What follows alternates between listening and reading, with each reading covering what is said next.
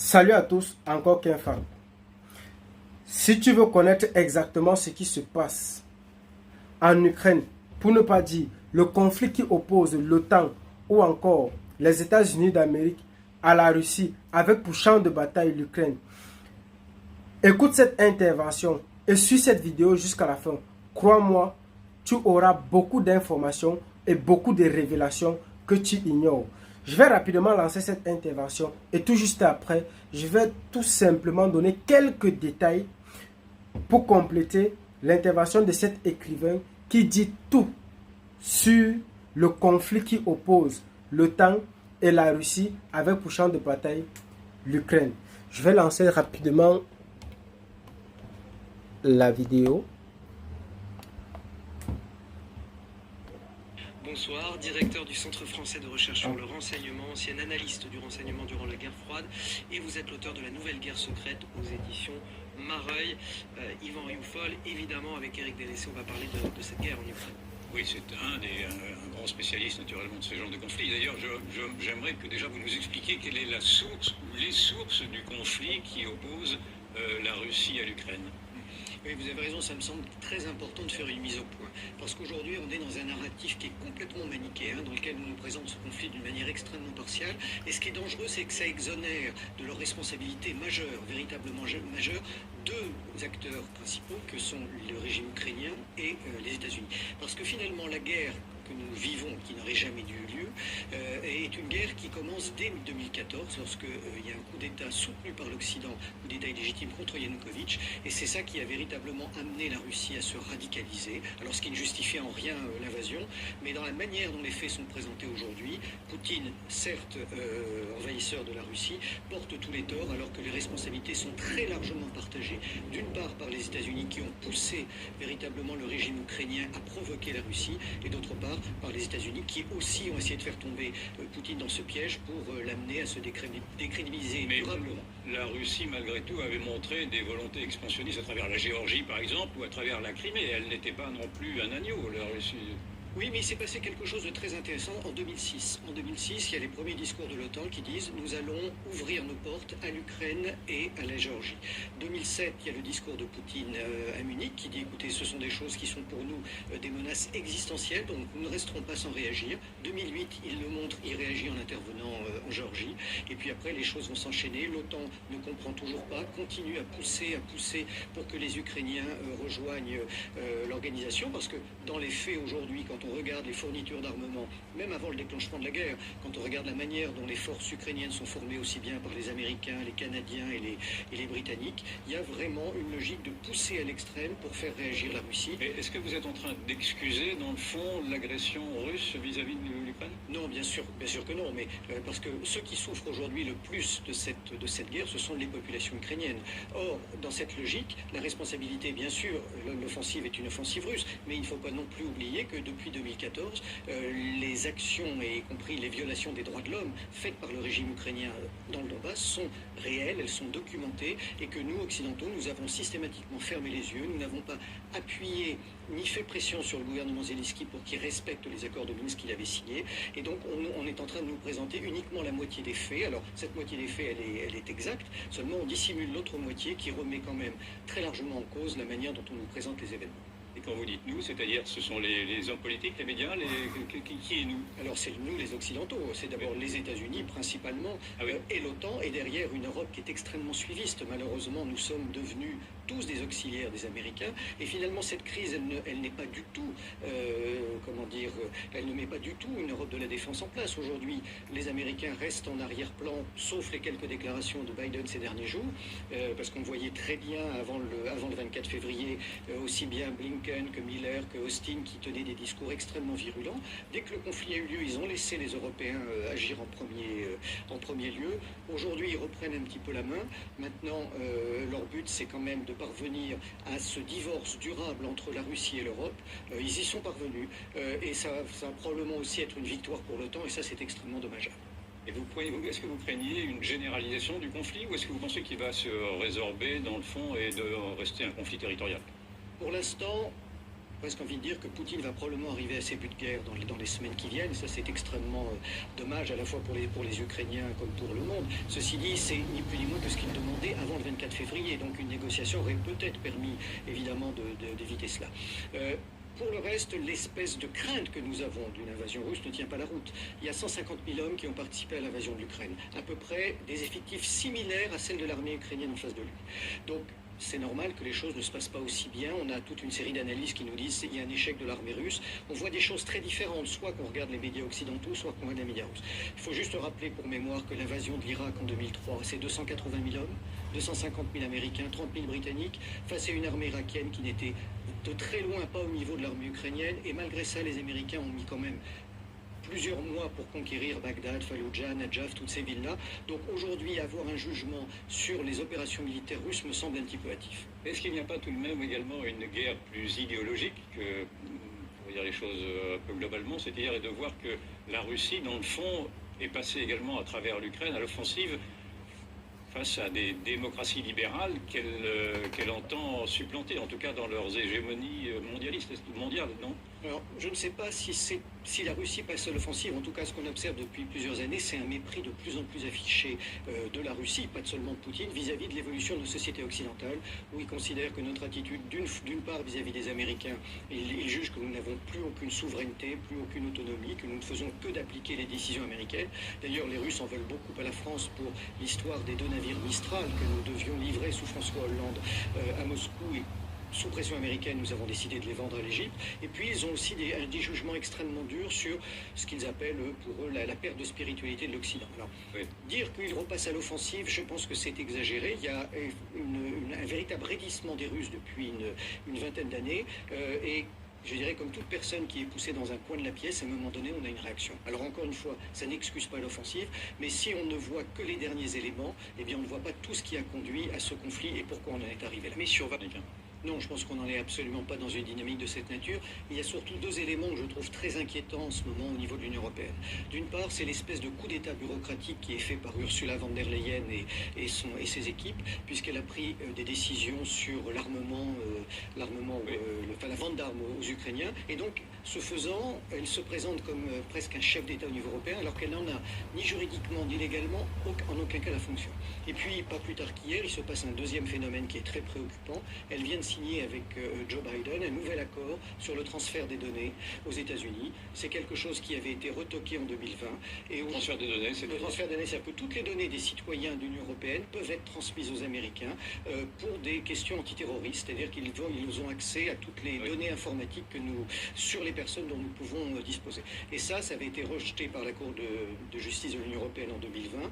Et dans le cadre de ce conflit, de manière assez discrète, c'est pas totalement caché néanmoins, un premier accord a été signé hier. On attend les termes exacts de cet accord, mais finalement, encore une fois, l'Union européenne est en train de faire dans le dos des nations et des peuples un certain nombre d'actions qui sont tout à fait répréhensibles. J'aimerais avoir votre opinion sur le président ukrainien Zelensky, dont on a parlé un peu tout à l'heure. Les médias le présentent comme étant un héros churchillien, en tout cas un héros de guerre. Est-ce que c'est également votre sentiment ? Ah non, pas du tout. J'avoue que je suis extrêmement choqué par l'écho médiatique et l'aura que l'on donne à Vladimir Zelensky, qui est un acteur, un comédien. Si on prend, alors être comédien, il résiste tout de même. Il joue son rôle pleinement. Je pense c'est un peu l'icône de cette population ukrainienne qui est vraiment dans la souffrance avec cette attaque russe. Néanmoins, c'est lui qui est responsable de ce qui se passe. Lui et son entourage. N'oublions pas qu'il a été élu avec les voix des russophones en 2019. Il n'a pas appliqué les accords de Minsk pour lesquels il avait été élu.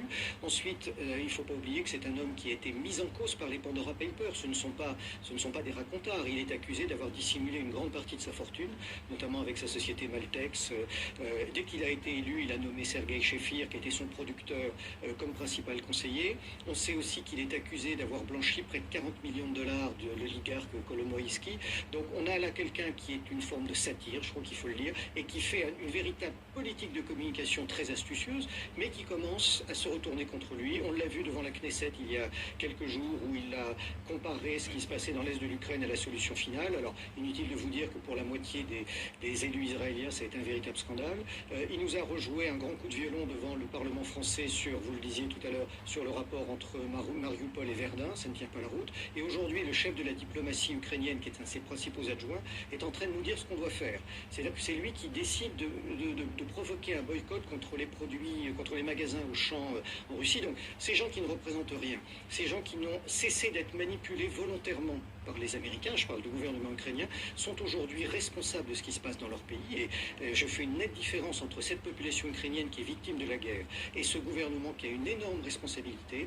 Et plutôt que de communiquer comme il le fait, on serait plutôt en droit d'attendre de sa part qu'il présente des excuses pour avoir été à l'origine de ce conflit, et finalement il contribue à l'extermination de cette population. Vous le mettez comme étant vraiment à l'origine du conflit. Il est très très nettement à l'origine du conflit pour avoir refusé d'appliquer les accords de Minsk, pour continuer à distribuer des armes légalement. Alors ça ne veut pas dire que les Ukrainiens ne sont pas des patriotes, ça ne veut pas dire que les Ukrainiens ne doivent pas se battre contre une invasion étrangère, mais il faut vraiment que le public français fasse une très nette différence entre ce peuple qui est dans la souffrance et c'est ce comique qui est à la tête de l'État. Et comment jugez-vous la diplomatie française? Comment jugez-vous l'attitude d'Emmanuel Macron, qui malgré tout depuis le début a gardé le contact, en tout cas, avec Vladimir Poutine? Oui, alors c'est l'image qu'on en a en France, parce qu'on en a évidemment beaucoup parlé, mais le principal acteur de ce rapprochement entre en tout cas des négociations entre la Russie et l'Ukraine, c'est Tayyip Recep Erdogan, qui est aujourd'hui finalement l'un des grands vainqueurs de ce conflit. Pourquoi? Parce que vu la qualité des relations qu'il avait avec l'Ukraine d'une part et avec la Russie de l'autre, il est beaucoup plus crédible à Moscou que l'est Emmanuel Macron. Emmanuel Macron apparaît quand même, encore une fois, même si la France n'est pas le pays le plus aligné au sein de l'OTAN, apparaît quand même comme lui aussi quelqu'un qui est très proche des Américains, et finalement il apparaît pour Vladimir Poutine comme quelqu'un qui est parfois la voix de Biden. On prête à Israël, on prête à la Chine également des influences diplomatiques importantes, c'est exact? Oui, notamment Israël. Pourquoi? Parce que les Américains, ne sachant pas tellement où donner de la tête en ce moment, ils ont proposé aux Iraniens, il y a déjà plusieurs dizaines de jours, de lever une partie des sanctions en échange de la livraison de gaz. Bien sûr, ça a fait immédiatement peur aux Israéliens qui ne veulent pas une remise en cause du JCPOA, et donc immédiatement les Israéliens sont allés à Moscou. Il faut noter que les Israéliens ne donnent pas de visa aux Ukrainiens en ce moment. Pardon, ne font pas rentrer les Ukrainiens chez eux sans visa, et alors qu'ils continuent à faire rentrer chez eux les Russes. Véronique? Oui, non, j'avais une précision à demander sur les objectifs de guerre de Poutine. C'est-à-dire, tout à l'heure vous avez évoqué ces objectifs de guerre, mais est-ce qu'on sait lesquels, de quel objectif on parle? Est-ce que finalement il change ou ça reste toujours les mêmes? Et sait-on véritablement où il va s'arrêter? Alors non, on ne connaît pas ces buts de guerre. Si on les avait, ce serait formidable. Mais en réalité, il y a quand même beaucoup d'éléments qui nous amènent à penser qu'il ne voulait pas envahir l'Ukraine. Il s'est produit quelque chose entre le 17 et le 20 février, probablement une fin de non-recevoir dans les négociations, probablement d'autres éléments comme peut-être des informations plus précises sur l'offensive que préparait Zelensky dans le Donbass. Et là, ça l'a amené à changer sa politique du tout au tout. Quand il annonce retirer des effectifs, en fait, il met son armée en ordre de marche, parce qu'elle n'était pas en ordre de marche jusqu'à ce moment-là. Il déclenche l'offensive. Il rate probablement la première étape de son action, parce que le coup d'envoyer les parachutistes autour de Kiev pour essayer de décapiter n'a pas fonctionné. Mais pour le reste, l'opération se passe, en tout cas selon les Russes, selon les plans qu'ils ont établis. Bien sûr, c'est impossible à vérifier. Ceci dit, il faut rappeler que c'est la première fois que nous avons une guerre non conventionnelle de cette nature en Europe depuis 1945. Donc beaucoup d'analystes disent que les Russes n'avancent pas très vite, mais je pense qu'une guerre de cette nature, de toute façon, n'est pas une guerre nécessairement très rapide. On prêtait aux Russes quand même également l'ambition de s'étaler peut-être davantage dans l'ancien périmètre soviétique, voire d'aller jusqu'en Pologne ou en Roumanie, etc. Est-ce que vous pensez cette hypothèse plausible? Non, je ne le pense pas. Ils n'en ont pas les moyens militaires, très clairement. Est-ce qu'ils en ont les intentions? Alors, quand on lit les discours de Poutine, quand on lit un certain nombre de textes qu'il y a aujourd'hui dans l'état-major soviétique, russe, pardon, ce sont des choses qui ne ressortent pas. On a prêté à Poutine la phrase de dire la fin de l'Empire soviétique a été une véritable catastrophe, mais il a ajouté tout de suite après, en même temps, vouloir le reconstruire serait une erreur encore plus grande. Donc, revenir aux frontières traditionnelles de la Russie, réunir dans son pays l'ensemble des russophones, oui. Aller au-delà, à mon sens, c'est quelque chose d'illusoire. Ok. Lorsque moi j'ai écouté cette intervention, il m'est venu immédiatement deux grandes questions majeures. Une concerne les États-Unis d'Amérique, l'autre concerne la Russie. La première question est la suivante. Pourquoi les États-Unis d'Amérique font tout ça? La deuxième question est la suivante. Pourquoi la Russie laisse durer cette guerre? Pourtant, nous savons tous qu'ils ont les moyens de la faire, d'y mettre terme, même en 1 heure de temps. Je vais essayer de répondre autant que je peux. Commençons par la première question. Pourquoi les États-Unis d'Amérique font tout ça? Deux raisons majeures. Une est à long terme, la deuxième est immédiate. La première raison, c'est tout simplement parce que ils veulent affaiblir la Russie dans le seul but d'assurer leur hégémonie sur le monde aussi longtemps que possible. Ça, c'est la première raison. Parce que jusqu'aujourd'hui, si les États-Unis d'Amérique n'ont pas encore pu régner au-dessus du monde autant qu'ils veulent, c'est-à-dire vous imposer même ce que vous allez manger chaque jour chez vous, dans tout le monde entier, c'est parce que jusqu'à présent, à l'ONU, avec le droit de veto, les pays comme la Russie et la Chine arrivent à s'opposer à un certain nombre de choses ou à un certain nombre de décisions que les États-Unis d'Amérique peuvent prendre. Deuxième, la cause immédiate, c'est l'avidité, l'envie insatiable de gagner du profit. Parce que ce conflit, premièrement, profite aux États-Unis d'Amérique avec tous les armes qu'ils passent le temps à prêter à l'Ukraine. Tous les jours, ils disent on envoie les armes.